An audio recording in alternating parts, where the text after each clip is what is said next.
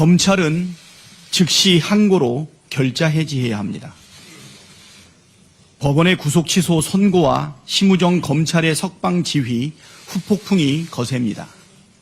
검찰과 법원 내부에서도 비판이 나오자 대검찰청이 전국 일선 검찰청의 구속기간을 기존대로 날로 선정하라고 지침을 내렸습니다.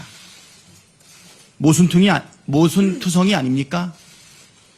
1심 법원의 구속기간 산정 방식이 문제라면서도 항고 없이 윤석열을 풀어주고 법원 판결을 존중한다면서도 구속기간 산정은 기존대로 하라니 이게 도대체 무슨 말입니까?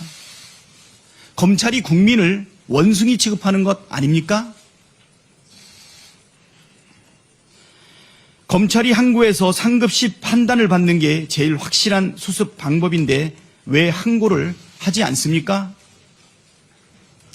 이미 과거 수차례 구속 취소 결정에 검찰이 즉시 항고한 사례가 있었습니다. 심지어 이번처럼 피고인이 석방된 이후에 즉시 항고에 인용 결정을 끌어낸 사례도 있습니다. 윤석열 구속 취소 사건도 기한이 남아있는 만큼 검찰이 즉시 항고하여 상급심의 판단을 받는다면 혼란을 깔끔하게 정리할 수 있습니다.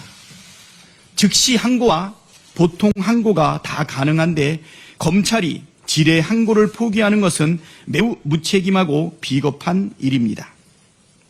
검찰이 끝내 항고하지 않는다면 윤석열 맞춤형 계획이라는 의심은 확신이 되고 검찰 조직은 내란 공범이라는 오명, 검찰은 내란 속의 탈옥을 위한 사법 특혜를 제공했다는 의혹을, 오명을 감수해야 할 것입니다.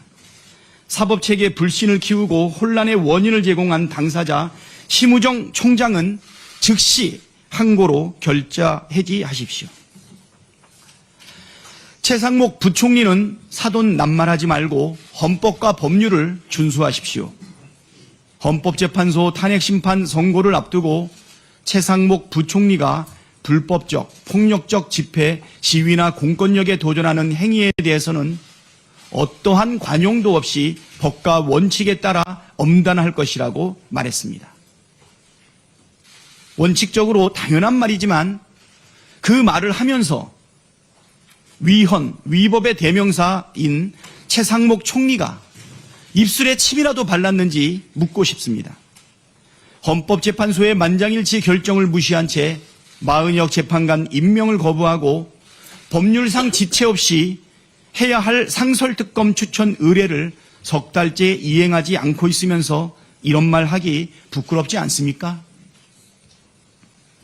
불법적 폭력적 집회 시위와 공권력에 도전하는 행위를 부추기고 있는 주범이 바로 최상목 부총리입니다. 국민에게 이래라 저래라 하기 전에 자신부터 헌법과 법률을 지키십시오.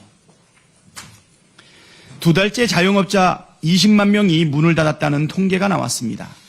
통계청에 따르면 지난 1월 자영업자 수는 550만 명으로 작년 11월 570만여 명과 비교해 20만 명 이상 감소했습니다. IMF 외환위기 당시인 1997년과 1998년 때보다도 적은 수준입니다. 실업자가 늘리면서 실업급여 지급액도 크게 증가했고 고용보험 가입자 수 증가폭은 21년 만에 최저치로 떨어졌습니다. 서민들이 직면한 경제 상황이 정말 심각합니다. 서둘러 민생 회복의 불씨를 지펴야 하는데 국민의힘과 정부는 추경 편성에 몹시도 무성의합니다. 말로는 추경 필요성에 공감한다면서 행동은 하지 않습니다. 헌재의 결정은 존중한다면서 마은혁 재판관 임명을 계속 미루고 있는 최상목 경제부총리의 태도와 똑 닮지 않았습니까? 지난 월요일 여야 협의회에서 보인 태도를 보면 추경을 할 생각이 없어 보입니다. 국민의힘이 추경을 할 생각이 있었다면 연금이랑 연계해서 판을 뒤엎고 나갔겠습니까? 추경은 추경대로, 연금은 연금대로 논의해야지 이거 안 되면 저것도 안 된다는 게 무슨 심보인지 모르겠습니다. 국민의힘과 정부는 민생을 외면하지 말고 추경 논의에 적극 나서십시오. 네, 다음으로 김민석 최고